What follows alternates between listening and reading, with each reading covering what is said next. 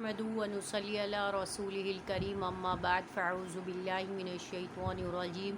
बिस्मिल्लाहिर्रहमानिर्रहीम अस्सलामु अलैकुम व रहमतुल्लाहि व बरकातुहू।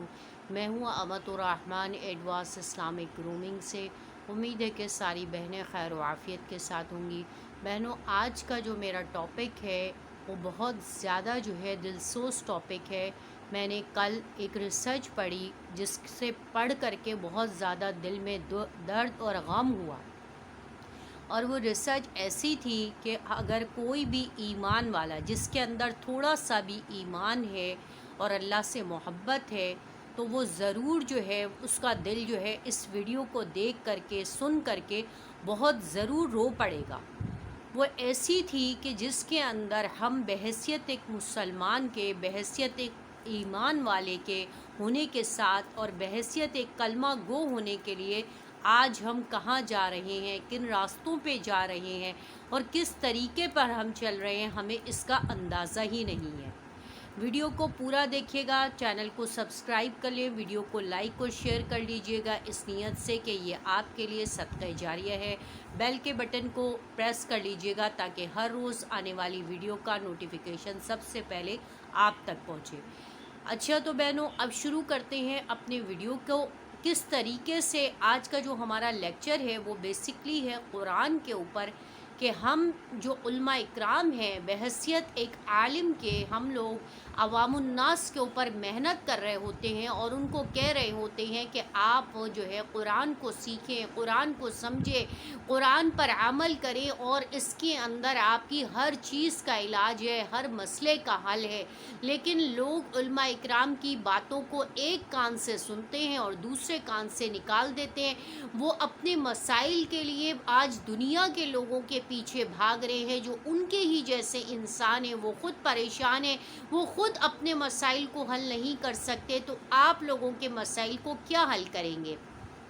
मैं आपको एक रिसर्च अपनी बताती चलूँ जिसके अंदर आपको दुनिया के जो बड़े बड़े लोग हैं वो हमारी इस किताब से, हमारे इस कुरान से तो फ़ायदा उठा रहे हैं, लेकिन हम मुसलमान इस किताब से दूर होकर हम इन्हीं लोगों के पीछे जा रहे हैं, इन्हीं को हम फॉलो कर रहे हैं,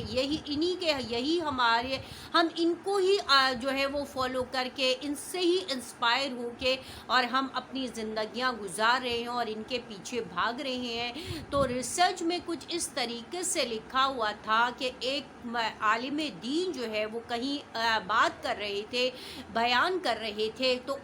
उनके बयान के अंदर एक हिंदू आदमी भी बैठा हुआ था, क्योंकि हिंदू भी बैठे होते हैं, अंग्रेज़ भी बैठे होते हैं, सिख भी होते हैं, यहूदी भी होते हैं सॉरी। तो एक हिंदू बैठा हुआ था। जब हिंदू ने मौलाना साहब की तमाम बातों को सुना तो उसने एक पर्चा लिख करके दिया और उसमें कहा कि मौलाना साहब ने तो हमारे फ़लाँ फ़लाँ पंडित जो उनके बड़े होते हैं, जैसे हमारे यहाँ एक आलिम दीन होता है, इसी तरह उनका जो इल्म में और जो मज़हब में बड़ा होता है उसको वो लोग पंडित बोलते हैं, कि हमारे फ़लाने पंडित जी की इन्होंने तकरीर जो है चुराई है। तो मौलाना साहब तक जब ये बात पहुँची तो मौलाना साहब बड़े हैरान हुए और उन्होंने कहा कि मैं एक बहैसियत एक मुसलमान, बहैसियत एक कलमा गो, बहैसियत एक ईमान वाले के, बहैसियत एक आलिम दीन के, मैं किसी हिंदू पंडित की तकरीर को क्यों चुराऊँगा। वो बड़े हैरान हुए और उन्होंने अपने शागिर्दों से कहा कि ऐसा मुमकिन नहीं है और आप लोग जो है वो मालूमात करें। और जब उन्होंने मालूमात की और जब उन्होंने सर्च किया तो पता चला कि वो जो हिंदू पंडित था उसने हमारे कुरान पर जो है रिसर्च की और वो रिसर्च कर रहा था और उसने कुरान की उन आयतों को लिया, उनको चुना और उनको अपनी ज़बान में कन्वर्ट करके और अपनी कौम को जो है इस बात का पैगाम दे रहा था कि आपने इस तरीके से ज़िंदगी गुजारनी है, आपने इस तरीके से ज़िंदगी गुजारनी है, आपने इस तरीके से ज़िंदगी गुजारनी है। इसी तरीके से एक अंग्रेज़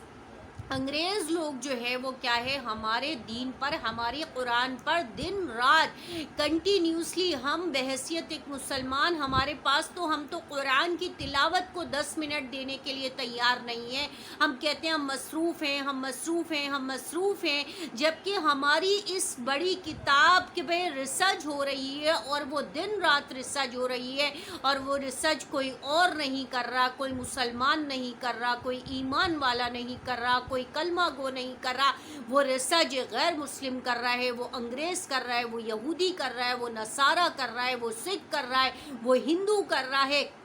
تمام دنیا میں اسلام کے علاوہ مسلمان کے علاوہ جتنے بھی مذاہب ہیں سب لوگ ہم اپنی اپنی چیزوں کو، اپنے مذہب کو، اپنی کتابوں کو، کیونکہ ان کو پتہ ہے ان کا مذہب جو ہے، ان کا دین ہے وہ سارا ناقص ہے، باطل ہے، اور ہمارا دین اور ہمارا اسلام اور ہماری کتاب جو ہے وہ کامل ہے، مکمل ہے، پرفیکٹ ہے. اور ہمارے جو نبی ہیں حضرت محمد مصطفیٰ احمد مجتبیٰ صلی اللہ علیہ وسلم، ہر کوئی، آپ کسی کی بھی ریسرچ اٹھا کے دیکھیں، ہر کوئی یہ ایکسیپٹ کرتا ہے اور محمد صلی اللہ علیہ وسلم کے بارے میں اور قرآن کے بارے میں کہتا ہے کہ اس جیسی کوئی کتاب دنیا میں نہیں ہے، اور اس جیسی کوئی شخصیت دنیا میں نہ پہلی گزری ہے اور نہ آئندہ آنے والے سالوں میں گزرے گی. اور یہ دنیا کے کامل ترین اور پرفیکٹ ترین انسان تھے، اور ان کے جیسا کوئی انسان نہیں تھا. نہ دنیا شروع ہوئی تھی جب، اور نہ دنیا جب تک رہے گی قائم، جب تک کوئی بھی انسان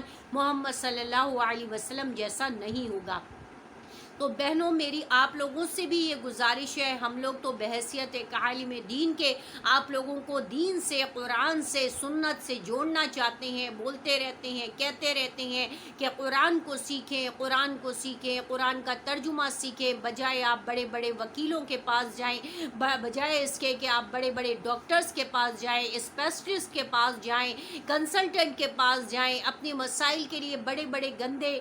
لوگوں کے عاملوں کے پاس جائیں. اس سے بہتر ہے کہ آپ قرآن کو 10 منٹ دیں اور قرآن سے اپنا علاج کریں اور قرآن کو سیکھیں، اس کا ترجمہ سیکھیں، اس کی تفسیر پڑھیں، اس کی تجوید پڑھیں، اور یہ انشاءاللہ آپ کے لیے فائدہ مند ہوگا. اس میں اللہ تعالیٰ نے تمام چیزوں کا نچوڑ دیا ہوا ہے، تمام مسائل کا حل دیا ہوا ہے. بیت الخلاء سے لے کر بیت اللہ تک کے تمام مسائل کو اللہ پاک نے اس کے اندر سمو دیا ہے. لیکن اب عوام الناس کو سمجھنے کی دیر ہے، اور اگر عوام الناس کو اور لوگوں کو اور مسلمانوں کو اور ایمان والوں کو جس دن یہ بات سمجھ میں آ گئی تو وہ دن ہماری بحیثیت ایک مسلمان کے، بحیثیت ایک ایمان والے کے، بحیثیت ایک کلمہ گو کے، وہ ہمارے لیے ہماری کامیابی کا دن ہوگا کہ جس دن ہم اپنی کتاب سے جڑ گئے، جس دن ہم اپنے نبی سے جڑ گئے،